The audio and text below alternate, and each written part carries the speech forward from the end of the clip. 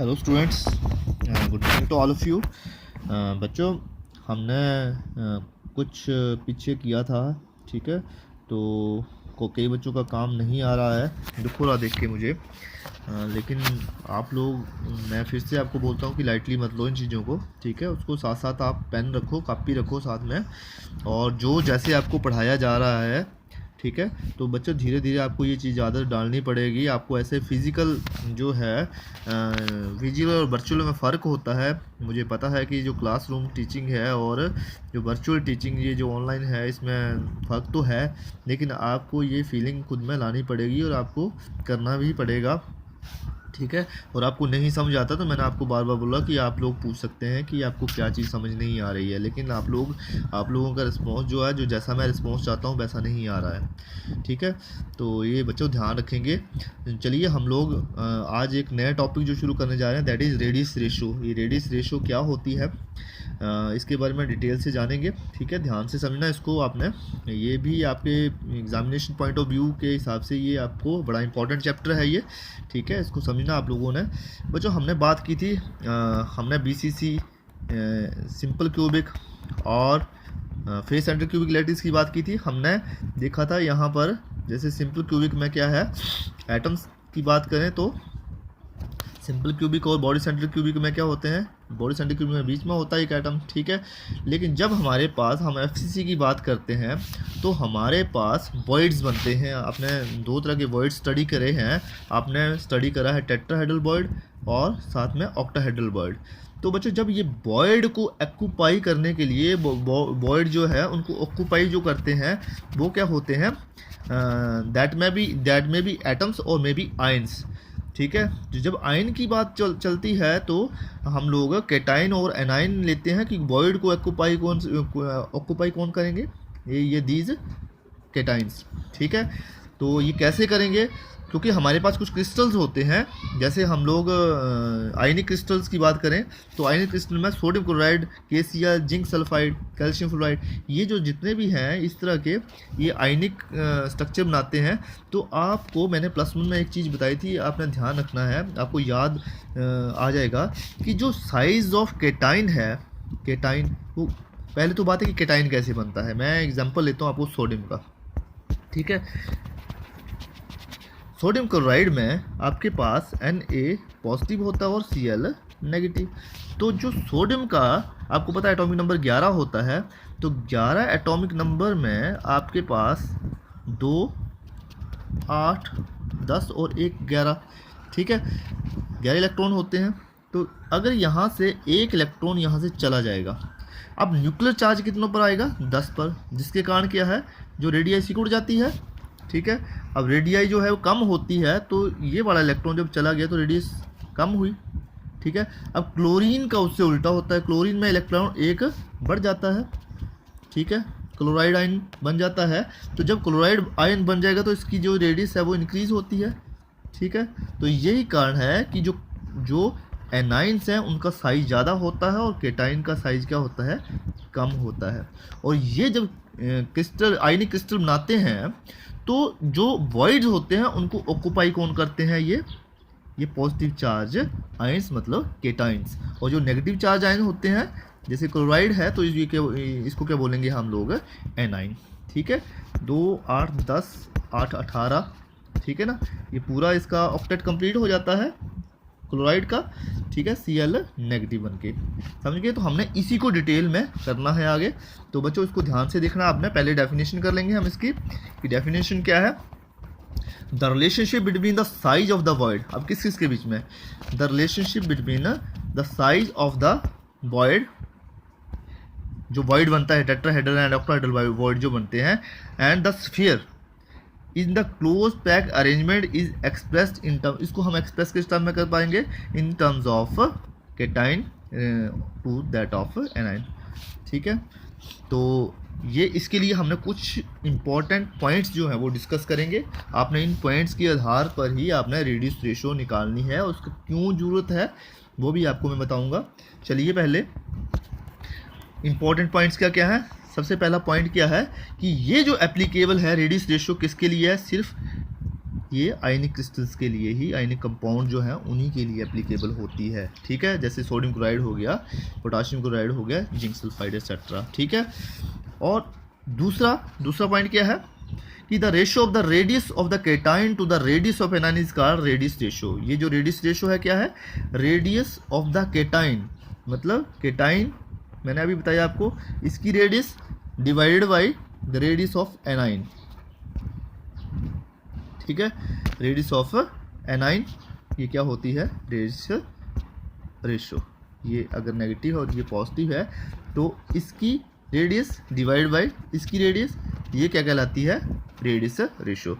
और इसको आप कैसे दिखा सकते हैं, r of the cation to the r of anion. एक और इसको लिखने का तरीका कि आप इसको ऐसे लिख सकते हैं, radius ratio is equal to r of cation r c और r of anion r a, ठीक है। एक बार ऐसे भी लिख सकते हैं आप इसको। चलिए आगे चलते हैं। थर्ड पॉइंट क्या है, if the radius of the cation is more will be the radius ratio and vice वर्सा। अब आपको पता है कि ये रेडियस रेशियो अगर मैं आर लिख लूँ और आर इसको केटाइन बटा आर एनाइन, या फिर आर पॉजिटिव और आर नेगेटिव है मैं लिखूँ, यहाँ से जनरल चीज़ आ रही है, देखो ध्यान से। If the radius of the cation is मोर, अगर ये ज़्यादा है, आर सी ज़्यादा है तो रेडियस रेशियो भी क्या होगी, ज़्यादा होगी। इसकी वैल्यू ज़्यादा है, रेडियस ऑफ द केटाइन अगर ज़्यादा है तो रेडियस रेशियो भी क्या होगी, ज़्यादा होगी। और अगर आर सी कम है, रेडियस ऑफ केटाइन कम है तो रेडियस रेशियो भी जो होगी वो कम होगी। उसके अगर उल्टा, अगर रेडियस ऑफ एनाइन ज़्यादा है, अब बटा में ज़्यादा आ गया, मान लो ये 1 है केटाइन और ये रेडियस रेशियो कितनी आ गई, 3 आ गई, तो बटा में डिवाइड हो गया तो वो कम नहीं होगी, रेडियस रेशियो कम हो जाएगी, ठीक है ना। तो ऐसे बोल सकते हैं कि अगर आप रेडियस रेशियो अगर कम है एनाइन की तो भी आपके पास रेडियस रेशियो जो है वो ज़्यादा होगी, अगर रेडियस रेशियो कम है तो। अगर रेडियस रेशियो ज़्यादा होती है तो रेडियस रेशियो, अगर radius of the cation A9 जो है वो ज़्यादा होती है तो रेडियस रेशियो कम होगी। तो सीधी सी बात है कि रेडियस रेशियो जो है वो that is directly proportional to radius of cation. Radius of cation ज़्यादा होगी तो रेडियस रेशियो भी ज़्यादा होगी। उम्मीद है आपको पॉइंट नंबर 3 समझ आ गया होगा ये, ठीक है। चौथा पॉइंट क्या है, चौथा पॉइंट बोलता है कि radius of the A9 is always more than radius of cation. ये पॉइंट अभी मैंने करवाया आपको कि radius of A9 is always more than, radius A9 की क्या होती है, हमेशा ज़्यादा होती है। ये केटाइन हो गया और ये एनाइन, ठीक है। तो एनाइन की क्यों होती है, क्योंकि एक फालतू इलेक्ट्रॉन इसमें एंटर होता है, ठीक है, और इसमें इलेक्ट्रॉन चला गया होता है तो न्यूक्लियर चार्ज जो है उसके दबाव के कारण जो है वो इसकी रेडियस रेशियो केटाइन की कम होती है और जो एनाइन की ज़्यादा होती है। यहाँ कन्फ्यूज ये नहीं होना, मैंने पहले थर्ड पॉइंट में ये बताया आपको कि रेडियस ऑफ एनाइन अगर ज़्यादा होगी तो रेडियस रेशियो कम होगी, या रेडियस ऑफ केटाइन ज़्यादा होगी। थर्ड पॉइंट जो बोल रहा है कि अगर रेडियस ऑफ केटाइन ज़्यादा होता है तो रेडियस रेशियो ज़्यादा होती है, वो तो डायरेक्टली प्रोपोर्शनल है। लेकिन एक्चुअली में होता क्या है कि रेडियस ऑफ केटाइन जो होती है, ठीक है ना, रेडियस ऑफ केटाइन जो होती है वो हमेशा कम होती है किससे, रेडियस ऑफ एनाइन से, ठीक है। ये अगर हम लोग स्ट्रक्चर देखें, मैं आपको एक स्ट्रक्चर बताता हूँ सोडियम क्लोराइड का, आपने स्टडी भी किया है, ये देख रहे हैं आप लोग सोडियम क्लोराइड का स्ट्रक्चर NaCl। तो यहाँ पर देखो ये जो रेड जोन में है, रेड कलर में क्या है, ये केटाइन है, तो देख लो ये छोटा है, ठीक है। और जो एनाइन है वो ये हरे में क्या है, दीज आर एनाइन। तो इनका साइज जो है वो एनाइन का हमेशा बड़ा होता है और केटाइन का क्या होता है, छोटा होता है, due to increase in nuclear charge, ठीक है। तो चलें आगे, ये थर्ड पॉइंट आपको समझ आ गया होगा, ठीक है। चलिए पॉइंट नंबर 4 भी समझ आ गया आपको। पॉइंट नंबर 5 पे चलते हैं कि if the radius ratio is high the stability of the ionic compound will be high. ये 5वां पॉइंट अच्छी तरह से समझना आपने है, ये बड़ा ही इंपॉर्टेंट पॉइंट है। ये इसको मैं येलो कलर से इसको कर देता हूँ, ठीक है। कैसे, ये इसको आपने देखना क्योंकि ये बहुत ही इंपॉर्टेंट है। If the radius ratio is high the stability of the compound will be high. अब हमारे पास क्या है कि अगर रेडियस रेशियो हाई है तो रेडियस रेशियो हाई कब होता है, रेडियस रेशियो हाई कब होता है, रेडियस रेशियो अगर हाई होगा कब होगा? जब रेडियस ऑफ केटाइन ज़्यादा होगा, जब रेडियस ऑफ केटाइन क्या होती है, ज़्यादा होगा, ये ज़्यादा होगा रेडियस केटाइन, तभी तो रेडियस रेशो हाई होगी। पॉइंट नंबर 3, ठीक है। अगर कम होगी तो the radius ratio is high, the stability of the ionic compound will be high. Stability कैसे होगी ज़्यादा, ये आपको समझाता हूँ मैंने, यहाँ आपने देखना है। देखिए, मान लो आपके पास कोई केटाइन है, इस साइज़ का है, ठीक है, ये छोटा सा है केटाइन, ये पॉजिटिव चार्ज वाला। अब ये पॉजिटिव चार्ज वाला छोटा सा केटाइन है, तो इसको घेरेंगे कितने, देखो ये एनाइन ज़्यादा हो गया, और ये आगे मैंने आपको एक शर्त है, वहाँ भी आपको बताऊंगा कि वो क्यों ऐसे। देखो इसमें कितने इर्द गिर्द कितने एटम आ सकते हैं, इसमें केवल 2 ही एटम आएंगे, बहुत छोटा साइज़ है। तो अगर थोड़ा सा आपने केटाइन का साइज़ इंक्रीज कर दिया, ठीक है, तो कितने आ सकते हैं, इसके इर्द गिर्द 3। और इसका साइज़ आप जैसे जैसे साइज़ इंक्रीज करते जाएंगे, जो इसका कोऑर्डिनेशन जो है नंबर बढ़ता जाएगा, ठीक है। और पॉजिटिव चार्ज आ गया तो आपके पास जैसे जैसे केटाइन का साइज बढ़ रहा है, वैसे वैसे आपके पास नंबर ऑफ एनाइन भी आप इर्द गिर्द ज़्यादा आ सकते हैं। तो if the radius ratio is high, तो the stability of ionic compound will be high. तो इसकी अगर रेडियस रेशो जो होती है, अगर हाई होती है, हाई कब होगी, केटाइन की ज़्यादा होगी तो रेडियस रेशो भी ज़्यादा होगी। तो केटाइन की कब होगी रेडियस रेशियो ज़्यादा, जब इसका साइज ज़्यादा होगा, ठीक है। तो इसके इर्द गिर्द कोऑर्डिनेशन नंबर भी ज़्यादा होगा, और इसलिए स्टेबल जो जितनी ज़्यादा कोऑर्डिनेशन नंबर होता है उतनी स्टेबिलिटी क्या होती है, ज़्यादा होती है, और एनर्जी जो होती है वो कम होती है। इसकी जो एनर्जी जो हो जाती है केटाइन की फिर कम हो जाती है, पोटेंशियल एनर्जी कम होती है। और आपको पता है पोटेंशियल अगर एनर्जी कम हो तो स्टेबिलिटी ज़्यादा होती है, ठीक है। तो पॉइंट नंबर 5 आपने याद रखना है। पॉइंट नंबर 6 देखो, if the size of the cation, यही if the size of cation is more, the radius ratio will be more and more will be the coordination number. ये मैंने आपको अभी ये बताया, और इसको हम लोग अभी आगे डिस्क्राइब करते हैं कि साइज अगर केटाइन का जैसे जैसे साइज बढ़ाते रहेंगे, वैसे वैसे उसके इर्द गिर्द जो है वो एनाइन की संख्या बढ़ती जाएगी। अब जितने ज़्यादा इर्द गिर्द, आपको पता है कि जितनी टचिंग स्फीयर ज़्यादा होते हैं किसी वॉइड के साथ, वही उसका कोऑर्डिनेशन नंबर होता है। मैंने आपको बताया हुआ है, टेट्राहेड्रल ऑक्टाहेड्रल वॉइड जब बनते हैं तो उसकी जो कोऑर्डिनेशन नंबर निकालते हैं कि किसी स्फीयर के इर्द गिर्द जो है वो कितने एटम्स हैं, वो डिपेंड करता है उसका कोऑर्डिनेशन नंबर, ठीक है। अब यहाँ पर आपने एक चीज़ ये देखो, इसके 4 है इर्द गिर्द, तो इसका मतलब इसका कोऑर्डिनेशन नंबर 4 है। तो इसके लिए भी आपको लग रहा होगा कि मैंने आपको बताया जब वॉइड छोटा था तो आप उसके इर्द गिर्द इलेक्ट्रॉन, उसके इर्द गिर्द जो है वो एटम जो है वो बहुत सारे रख सकते हैं। जैसे ये है तो आप सोचते हैं यहाँ रख सकते थे, यहाँ रख सकते थे, यहाँ छोटा है तो ज़्यादा आएंगे, नहीं। ये देखो इसके आगे भी शर्त है, 3-4 शर्तें हैं आगे, वो हम करते हैं। अब इसको डिटेल में समझना कि क्यों मैं ऐसा बोल रहा हूँ, ये दोबारा रिपीट होगा, इसको ध्यान देना आपने, ठीक है। चलिए आगे पॉइंट्स आपने नोट कर लेंगे इसको। तो चलिए, फॉर अटेनिंग गुड स्टेबिलिटी, अब ये जो पीछे बोला कि स्टेबल होगा, स्टेबिलिटी अटेन करने के लिए आयनिक क्रिस्टल हैज़ टू फुलफिल, ये कुछ कंडीशनें हैं जो आयनिक क्रिस्टल को फुलफिल करनी पड़ती हैं। क्या क्या कंडीशनें होनी चाहिए कि आयन स्टेबल हो, आपके पास सोडियम क्लोराइड का मान लो आयनिक क्रिस्टल है, वो स्टेबल हो, उसके लिए कौन कौन सी कंडीशन जो है that should have to fulfil for a crystal lattice. तो क्या क्या है आयनिक क्रिस्टलिन लैटिस, क्या क्या है, एक तो cation and anions assume to be spherical in shape.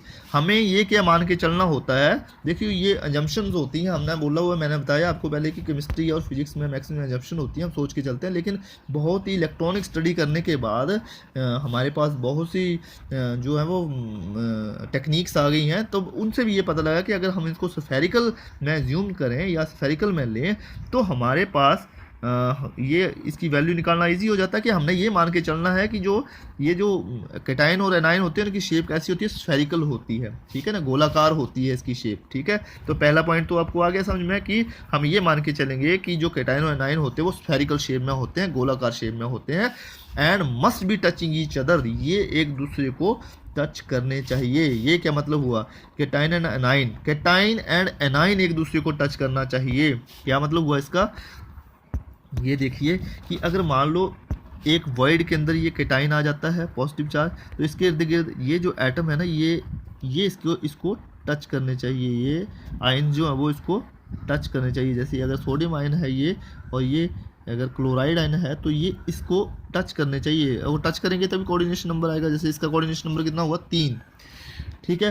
तो लग गया पता आपको कि केटाइन एनाइन स्फेरिकल होने चाहिए और ये टचिंग ईच अदर, ये केटाइन और एनाइन एक दूसरे को टच करने चाहिए। दूसरी शर्त क्या है कि A9 generally will not touch the other A9, ये एनाइन देखो, ये एनाइन इसको टच नहीं करना चाहिए। अब आपको जो मैंने पीछे करवाया वो आपको समझ आ जाएगा कि ये इसको टच नहीं करना चाहिए। अब अगर मान लो एनाइन जो है वो केटाइन बहुत छोटा है, बहुत छोटा है केटाइन, ठीक है, यहाँ बहुत छोटा है, तो इसके इर्द गिर्द अगर हम ये तो हमारे पास एनाइन है, ठीक है, तो एनाइन है, तो एनाइन जो है वो अगर यहाँ हम डालेंगे, यहाँ रखेंगे, तो ये इसको क्या करेगा, ये टच कर सकता है, ये देखो ये टच कर रहा है, और ये एनाइन और एनाइन टच नहीं करने चाहिए आपस में। अगर ये आपस में टच करते हैं तो आपको पता है कि नेगेटिव चार्ज एक दूसरे को रिपल्शन करेगा, तो क्या होगा, एनर्जी बढ़ेगी तो स्टेबिलिटी जो है वो कम होती है, ठीक है।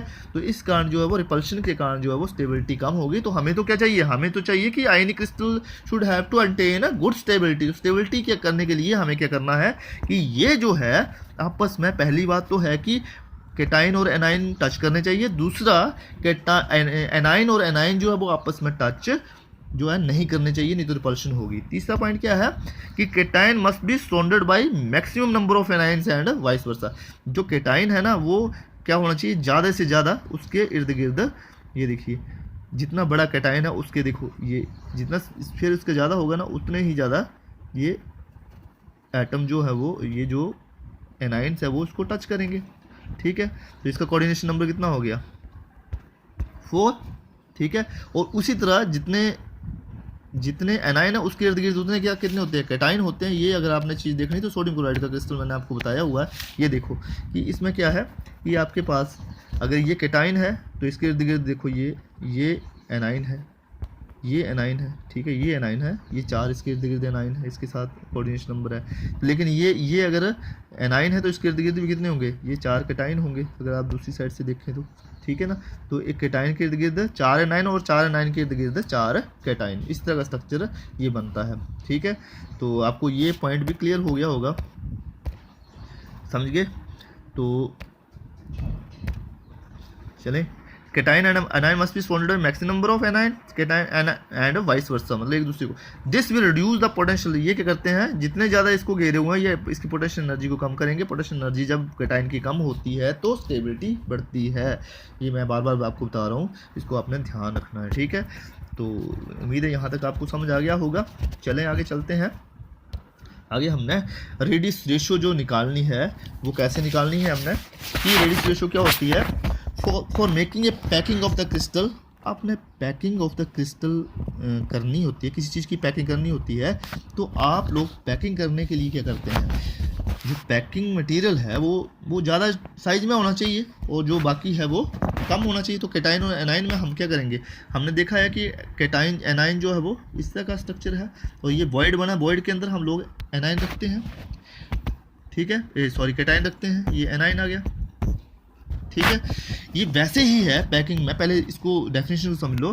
For making a packing of the crystal anion will be on the main positions and cation occupied the voids. अगर आप इसको देखें स्ट्रक्चर को तो यहाँ पर जो मेन पोजीशन है वो किसने ऑक्युपाई की हुई है, मेन पोजीशन, ये जो साइडों पे कॉर्नर पे किसने की हुई है, एनाइन ने। एनाइन को कहाँ पे होना चाहिए, मेन पोजीशन पर होना चाहिए, और जो वॉइड आया उस पर कौन है, केटाइन, ठीक है। ये वैसे ही है। अब मान के चलो कि मैंने बताया आपको कि मिठाई की दुकान पे गए आप लोग, आपने लड्डू लिए, ठीक है। अब लड्डू लिए, साथ में आपने उसको पैकिंग बॉक्स में पैकिंग कर दी, ठीक है, ऑक्टाहेड्रल पैकिंग जैसे भी आपने की, तो वहाँ पर क्या हुआ, वॉइड बने तो आपको दिए हुए बादाम भी दिए हुए हैं, ठीक है ना। तो आपने बादाम भी वैसे वहाँ पर फिक्स करने हैं, तो आप क्या करेंगे, आपको अगर वहाँ पर बादाम दिए हैं और लड्डू भी साथ में है तो आप क्या करते हैं कि आपने जो इसके वॉइड बने, तो ये जो वॉइड बनते हैं यहाँ पर क्या वॉइड में क्या करेंगे आप, यहाँ लड्डू है, ये लड्डुओं के बीच में अगर ये लड्डू हैं तो बादाम कहाँ करेंगे आप, यहाँ फिक्स करेंगे जहाँ पर यहाँ खाली जगह है, वॉइड्स हैं, ठीक है। तो ये वैसे ही है। तो आप अगर लड्डुओं को मान के चलेंगे दीज आर एनाइन्स और बादामों को मान के चलें दीज आर केटाइन्स, तो आपकी पैकिंग अच्छी होगी, ठीक है। तो suppose if the size of the cation is very small, वही चीज़ आ गई, अब यहाँ पर आपने एक चीज़ देखनी है कि कंडीशन तो आपको लग गया पता कि पोजीशन जो है, मेन पोजीशन जो ऑक्यूपाई होती है वो एनाइन ऑक्यूपाई की होती है, जो वर्ड्स ऑक्यूपाई की होते हैं वो केटाइन ने किए होते हैं। लेकिन ये जो 3 कंडीशन कौन कौन की फुलफिल होनी चाहिए? Suppose if the size of the cation is very small, वही अगर साइज केटाइन का बहुत कम है तो उसका कोऑर्डिनेशन क्या आएगा, कोऑर्डिनेशन नंबर क्या आएगा, बहुत ही कम आएगा। देखो ये 2 ही आएंगे, यहाँ 3 नहीं आ सकते अगर बहुत छोटा साइज है तो। क्यों? अगर यहाँ पर हमने 3 करने की कोशिश की तो ये यहाँ टच करेंगे तो रिपल्शन होगी तो वो फुलफिल नहीं करेगा, यहाँ करेंगे तो भी नहीं होगा। तो कौन सी शेप बनेगी? हाँ वेरी गुड, कौन सी शेप बनेगी? लीनियर बनेगी सिर्फ, समझ गए? कौन सी शेप बनेगी? अगर बहुत कम है तो कौन सी शेप होगी? वो possibility of linear shaped crystal बनेगी। और कम है, अगर इसके इर्द गिर्द एटम कम है ना, इसके इर्द गिर्द जो है वो एनाइन कम है, तो इसकी स्टेबिलिटी भी क्या होगी? वो भी कम होगी। ठीक है, उसकी स्टेबिलिटी भी क्या होगी? कम होगी। अब क्या हो गया, हमने थोड़ा सा इसकी इंक्रीज़ कर दी। देखो इसका ये जो इसका साइज जो इंक्रीज़ कर दिया केटाइन का। ठीक है, तो केटाइन का इंक्रीज़ कर दी तो कितना होगा? ये 3 तक आ सकते हैं। जब ये टच नहीं कर रहे हैं तो हमारी शेप कैसी बनेगी? हमारी शेप कैसी बनेगी? ये थोड़ा सा केटाइन को हमने इंक्रीज़ कर दिया साइज़, तो हमारे पास इस तरह का, तो ये और ये, अब ये टच भी नहीं कर रहे, और तो ये हमारे पास आपको, हाँ ये ट्रायंगल प्लानर कैसी बनेगी? ये शेप ट्रायंगल प्लानर। अब मैंने क्या किया कि थोड़ा सा ये देखो ट्रायंगल प्लानर शेप क्रिस्टल बना, अब थोड़ी सी और इंक्रीज़ कर दी। अब इसका साइज़ क्या है? थोड़ा सा और इंक्रीज़ कर दिया बाई द। अब इसको क्या करेंगे हम? पॉजिटिव को और इंक्रीज़ किया हमने, केटाइन का साइज और बढ़ा दिया था। देखो इसके इर्द गिर्द कितने आ सकते हैं? 4। ठीक है, तो अब कौन से हो गए ये? टेट्राहेड्रल। उसी तरह पेंटागनल इसमें नहीं होता, ऑक्टाहेड्रल। ठीक है, लीनियर हो सकती है, फिर ट्रायंगल प्लानर हो सकता है, टेट्राहेड्रल हो सकता है, ऑक्टाहेड्रल हो सकता है। ठीक है, फिर रेडियस रेशियो जो हम निकालेंगे वो इसी तरह निकालेंगे। ठीक है, और थोड़ा सा इंक्रीज़ करेंगे तो अगर ये आगे मैं एग्जांपल ऑक्टाहेड्रल का लेता हूँ, ये रेडियस रेशियो आप लोग, अगर मैंने एक की निकाली तो बाकियों की आप निकाल सकते हो। निकालने की इतनी ज़रूरत भी नहीं होती।